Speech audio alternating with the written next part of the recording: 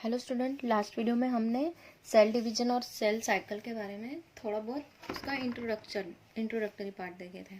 फिर उसमें हमने फेजेस ऑफ सेल साइकिल देखे थे, जिसमें कि दो फेजेस होती है, that is the interphase and meiotic phase. तो इंटरफेज में जो है सेल ज़्यादा से ज़्यादा टाइम रहता है, ठीक है। इंटरफेज में जो सेल है वो ज़्यादा से ज़्यादा टाइम तक रहता है। और इंटरफेज में 3 फेजेस होते हैं, G1 phase, S phase and G2 phase, ठीक है। तो अब हम इंटरफेस को थोड़ा डिटेल में पढ़ेंगे। So this interface is also called as the I phase, ठीक है। इसको आई फेज भी बोलते हैं, इंटरफेज भी बोलते हैं, और इसको एक नाम है, that is the quiescent phase, ये फेज भी बोलते हैं। तो हमारे ह्यूमन सेल्स में ये जो सेल साइकिल है ये 24 आवर्स में 24 आवर्स इसका टाइम होता है कि सेल साइकिल इतने टाइम में ऑकर होती है नॉर्मली। सो इंटरफेज ये तो सबसे बड़ा, सेल ज्यादा से ज्यादा इंटरफेज में ही रहता है। फिर बाद में वो मायोटिक फेज में जाता है। So this interphase is also called as the I phase. I phase भी बोलते हैं, क्विसेंट फेज भी बोलते हैं, और रेस्टिंग फेज भी बोलते हैं।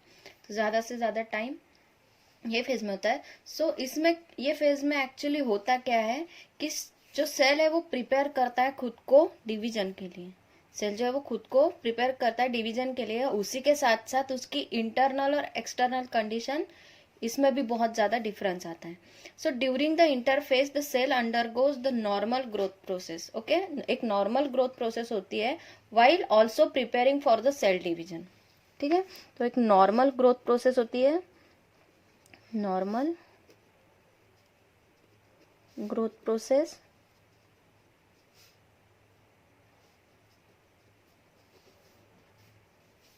Preparing for cell division, cell division के लिए भी वो प्रिपेयर करता है। In order for the cell to move from the interphase into the meiotic phase, ठीक है। उसको इंटरफेज से मायोटिक फेज तक जाना है, तो उसके अंदर बहुत सारे इंटरनल और एक्सटर्नल कंडीशन है जो उसको फॉलो करने पड़ेंगे। उसी के बाद अगर वो फॉलो नहीं करता है तो सेल प्रॉपरली डिवाइड नहीं होगा और वो डायरेक्ट G0 फेज में चले जाएगा, ठीक है। यानी कि वो वहां पे पहले खुद को प्रिपेयर करेगा, उसी के बाद फिर से उसमें और से ग्रोथ चालू होगी, यानी कि इंटरफेस फिर से फॉलोड होगा। अगर कोई कोई सेल्स ऐसे है कि जिनको डिवाइड नहीं होना है, जैसे कि अपने brain cell, that is the neuron cell, और हार्ट सेल, इनको डिवीजन की जरूरत नहीं होती है, तो इसके वजह से ये ऑलवेज J0 फेज में रहते हैं। लेकिन अगर कोई सेल सपोज इंटरफेस अच्छे तरीके से फॉलो नहीं कर रहा है, अगर उस पर प्रॉपर DNA ग्रोथ नहीं हो रहा है, क्रोमोसोम ग्रोथ नहीं हो रहा है, रिएप्लिकेशन नहीं हो रहा है प्रॉपर तरीके से, तो वो G0 फेज में जाता है। So the internal and external condition, internal and external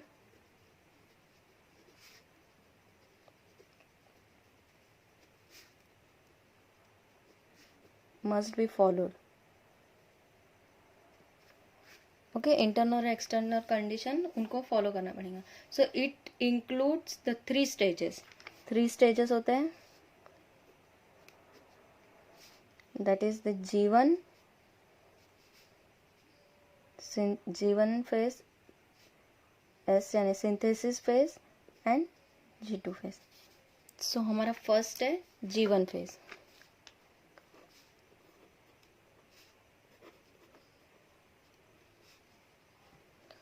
तो it is also called as the first gap, it is also called as the first gap, and it is also called as post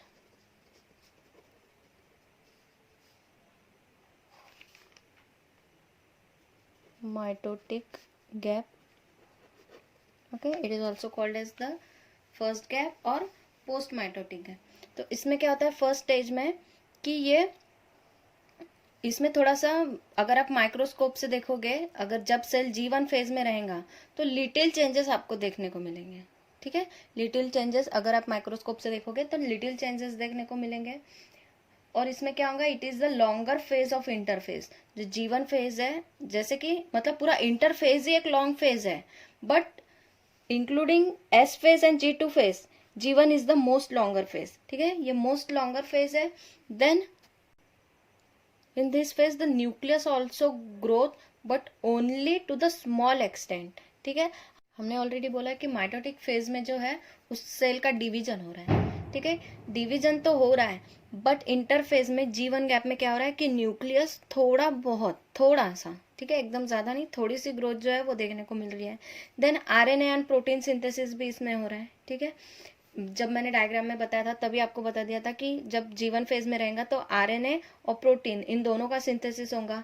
a large number of nucleotide, amino acid and the histone synthesis and the energy rich compound are form, ठीक है। इसमें nucleotide form होंगे, amino acid form होंगे, histones form होंगे, और then the cell organ is also increase in the number, ठीक है।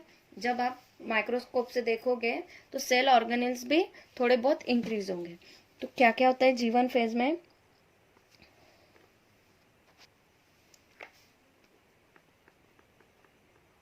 Little changes are seen with the help of microscope. It is the longest phase of interphase.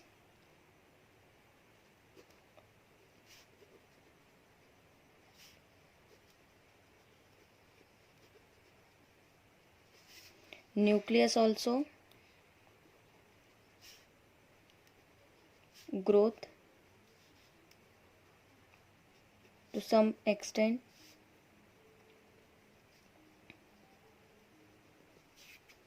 Okay, then RNA and protein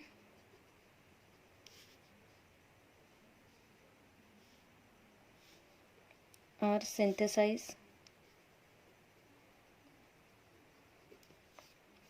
Okay.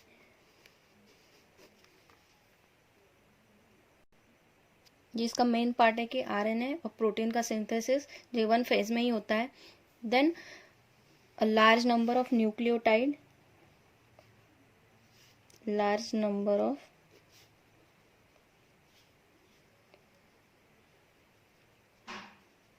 nucleotides, amino acid and histone synthesis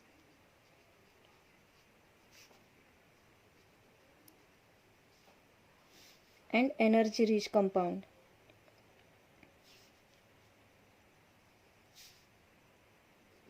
Energy rich compound are formed.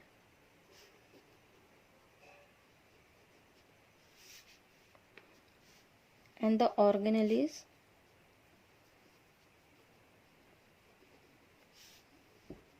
also increase in numbers. Or during the G1 phase, the cell is the active at the biochemical level. Okay, during G1 phase, the cell is active. The cell is active at biochemical level.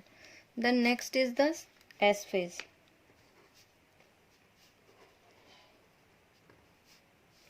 It is called as the synthesis phase. ठीक है, synthesis phase बोलते हैं। तो इसमें जो क्या हो रहा है, इसमें DNA का सिंथेसिस हो रहा है। ओके, DNA का सिंथेसिस हो रहा है, इसलिए इसको सिंथेसिस फेज बोलते हैं। So in this phase the nuclear DNA remain in a semi condensed chromatin configuration. Okay, जो न्यूक्लियस का जो DNA है वो सेमी कंडेंस क्रोमैटिन स्ट्रक्चर में रहता है। आपने न्यूक्लियस में देखा होगा, न्यूक्लियस के स्ट्रक्चर में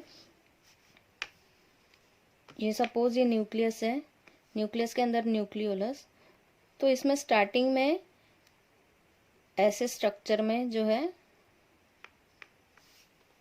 वो क्रोमैटिन रहता है। ठीक है, ऐसे स्ट्रक्चर में क्रोमैटिन रहता है, और फिर जब सेल डिवीजन के लिए प्रिपेयर होता है वो टाइम में क्या होता है कि ये जो क्रोमैटिन है, ठीक है, ये जो क्रोमैटिन है ये कंडेंस हो जाते हैं, कंडेंस होके कुछ इस टाइप का स्ट्रक्चर फॉर्म करते हैं।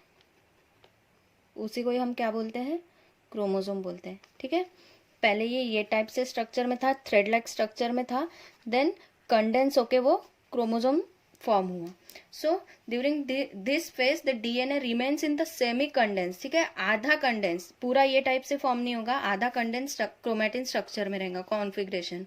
Then in the synthesis phase the DNA replicate and can produce through the mechanical that result in the formation of identical pair of DNA molecule. Okay तो क्या होगा कि इसमें डीएनए का रीएप्लिकेशन होगा, रीएप्लिकेशन होने के बाद बिल्कुल उसी तरीके से आइडेंटिकल डीएनए फॉर्म होगा।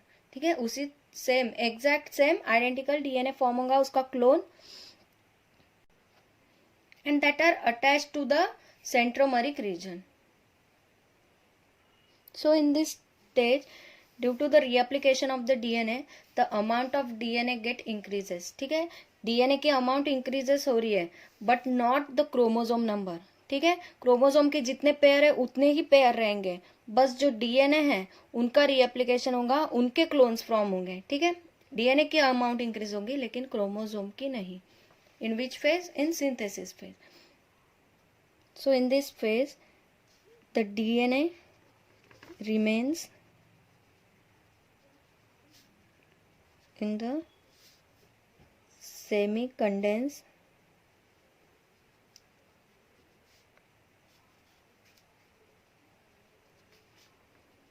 chromatin structure.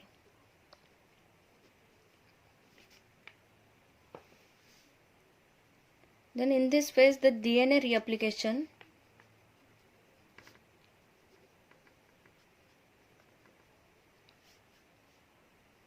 can proceed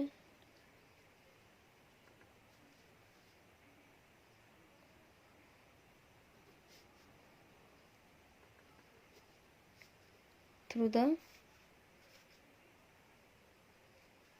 mechanism that result in the formation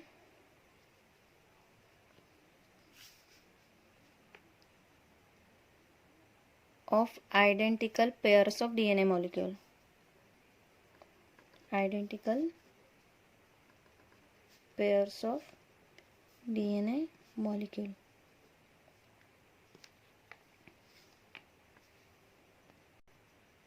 So due to the replication of DNA,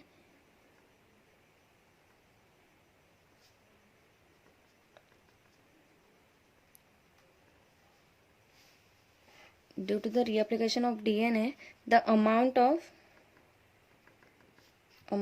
DNA is increasing but not the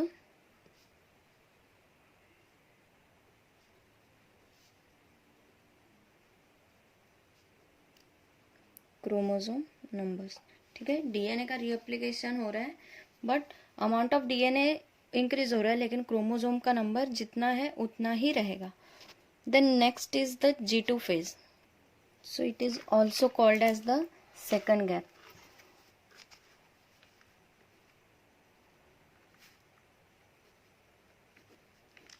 अब G2 फेज में क्या हो रहा है कि वो जो एनर्जी है जो सेल के डिवीजन को लगने वाली है, ठीक है, जो एनर्जी सेल के डिवीजन को लगने वाली है वो एनर्जी वो रिस्टोर करेगा। बराबर से डीएनए ने सिंथेसिस किया है या नहीं वो देखेगा। ठीक है, वो देखने के बाद वो क्या करेंगे कि सेकंड गैप के तुरंत होने बाद वो माइटोटिक फेज में जाने वाला है सेल डिवीजन के लिए। तो बराबर से सेल ऑर्गेनेलिज जो है वो बराबर से डिवाइड हुए या नहीं, डीएनए बराबर से प्रिपेयर हुआ है या नहीं, क्रोमोसोम्स बराबर है या नहीं, उनके नंबर्स बराबर है या नहीं, ये सब ये G2 फेज चेक करता है। सो G2 phase replenished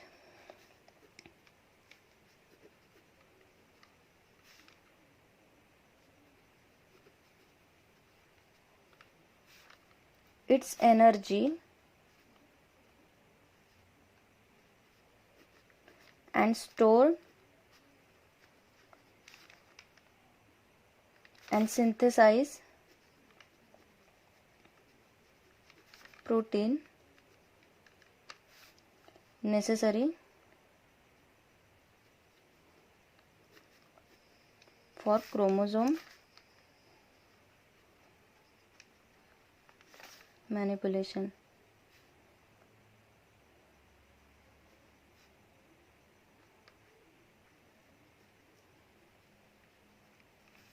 Then here some cell organelles are also duplicate.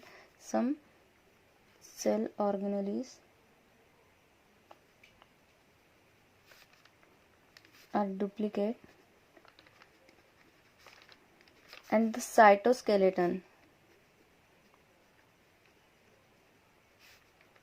is dismantled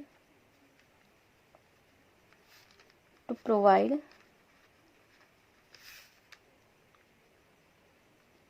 resource for the mitotic phase. Mitotic phase से जाने से पहले वो पूरी तरीके से चेक करेगा कि सेल ऑर्गेनेलिस बराबर से डुप्लीकेट हुए या नहीं. And there may be a additional growth, cell growth during the G2 phase. Okay, there may be additional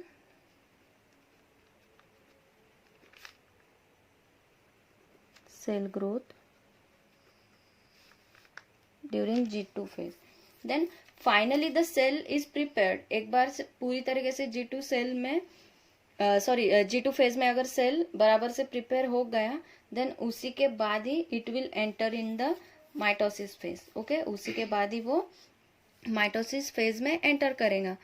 so it prepares the cell to undergoes the division.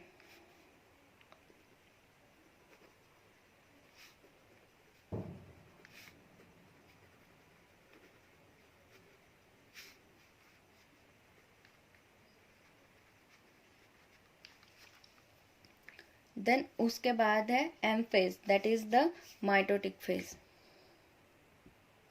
Mitotic phase के पहले एक हम G0 phase के भी बारे में थोड़ा देख लेते हैं. सो G0 फेज में कौन से नॉर्मली सेल जाते हैं कि जो सेल को डिवीजन नहीं करना है. अब उनको डिवाइड ही नहीं होना है, आगे डिवीजन ही नहीं करना है, ऐसे सेल जो है वो J0 फेज में जाते हैं. So here no more cell division is occur.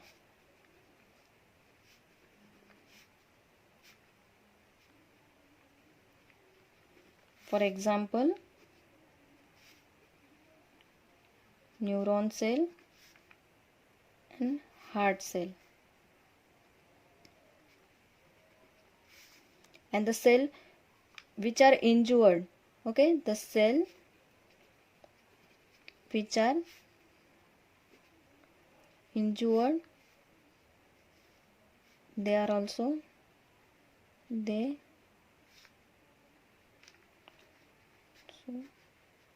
goes to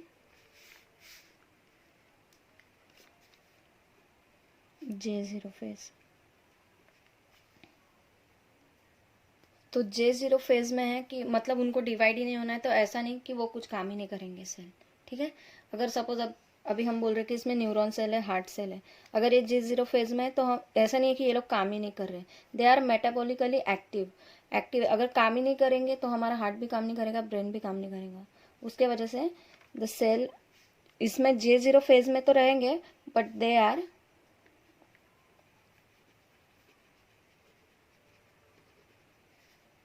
metabolically active. Okay, now the next is the M phase.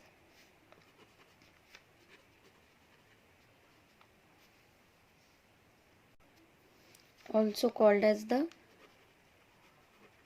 mitotic phase. Okay, ये माइटोटिक फेज भी बोलते हैं इसको, या फिर एम फेज भी बोलते हैं. तो इसमें क्या होता है, सेल जो है वो फाइनली प्रिपेयर हो जाता है सेल डिवीजन के लिए. ठीक है, it is the final phase of cell cycle. ये फाइनल फेज है, इसी के बाद जो है वो सेल डिवीजन होगा. सो it is the final phase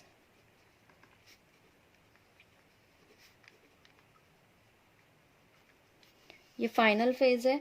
तो इसमें दो टाइप से डिवीजन होते हैं. ठीक है, दो टाइप से डिवीजन होते हैं. एक तो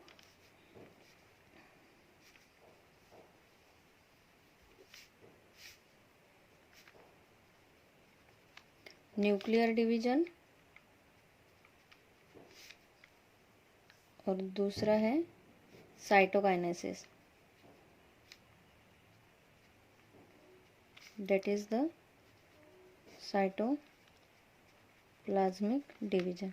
ठीक है, दो टाइप से इसमें डिवीजन होता है, एक तो पूरी तरीके से न्यूक्लियर का डिवीजन हो जाता है और दूसरे में इनका पूरे साइटोप्लाज्म का डिवीजन होता है। So in this phase the separation of already duplicated organelles और component, okay, in M phase the separation of already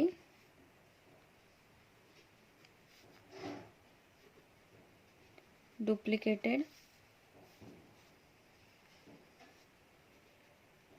component, जो डुप्लीकेशन हुआ है कंपोनेंट का, जो ऑर्गेनेल्स का, डीएनए का जो डुप्लीकेशन हुआ है, ये स्टेज में पूरी तरीके से क्या हो जाता है, सेपरेट हो जाता है। And it consist of karyokinesis, that is the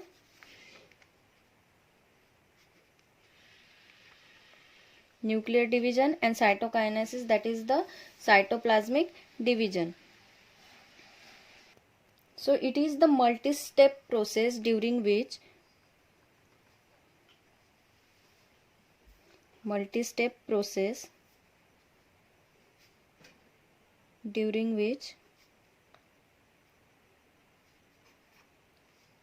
the duplicated chromosomes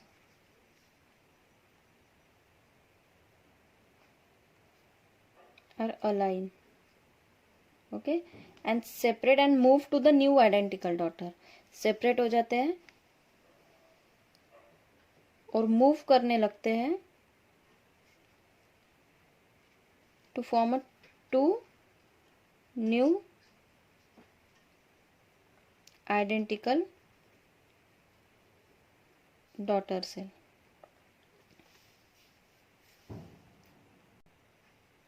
सो ये टाइप से है जो सेल का डिवीजन या फिर सेल साइकिल के स्टेजेस जो है वो अकर होती है। तो नेक्स्ट हम हमारा नेक्स्ट वीडियो में कंटिन्यू करेंगे। Thank you.